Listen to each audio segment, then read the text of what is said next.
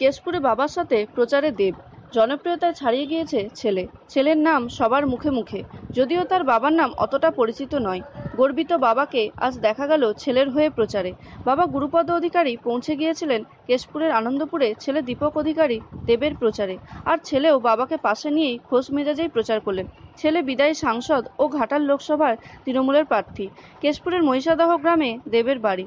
জীবনে অনেক ঘাত প্রতিঘাত, প্রবল প্রতিকূলতাকে পিছনে ফেলে দেব আজ লক্ষ লক্ষ মানুষের মনে জায়গা করে নিয়েছেন। বাবাকে সম্মান জানিয়ে বাংলার সিনেমায় এই উজ্জ্বল তারকা প্রোডাকশন হাউসও খুলেছেন বাবার নামে। জীবনে সুপ্রতিষ্ঠিত হলেও নিজের শিকড় কখনো ভোলেননি দেব। সে কারণে সময় পেলেই ছুটে যান নিজের বাড়িতে। হাসি ঠাট্টায় গল্প গুজবে মেতে ওঠেন পরিবারের সকলের সাথে।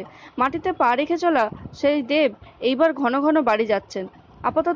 আপাতত শুটিং শিখেই তুলে রেখে তৃণমূল প্রার্থী হিসাবে ঘুরে বেড়াচ্ছেন ঘাটাল লোকসভা জুড়ে।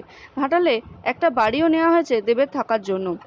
বিগত বাম সরকারের আমলে সন্ত্রাস কবলিত এলাকা হিসেবেই পরিচিত ছিল কেশপুর।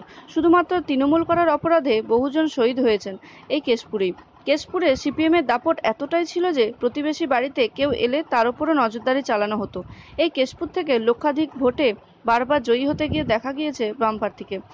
এমনও দেখা গিয়েছে কোনো বুথে সিপিএম 400 ভোট পেলে সেখানে তৃণমূল ভোট পেয়েছে 5 থেকে 10টি। সেই সময় বারবার অভিযোগ তোলা হতো সন্ত্রাসের পথে হেঁটেই সিপিএম বুথ দখল করেছে।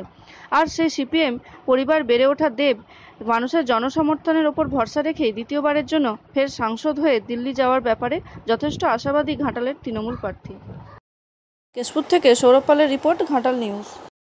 ছেলে এটুকু বলবো যে এই আশীর্বাদটা যেন আবার থাকে। অনেক কাজ করা বাকি আছে। 5 বছর দেখতে দেখতে কেটে গেল, শিখতে শিখতে কেটে গেল।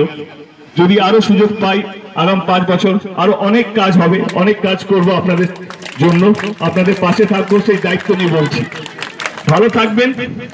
এতটা সময় দেওয়ার জন্য আমাদের সবাইকে অনেক অনেক ধন্যবাদ। সাবধানে বাড়ি ফিরে যাবেন।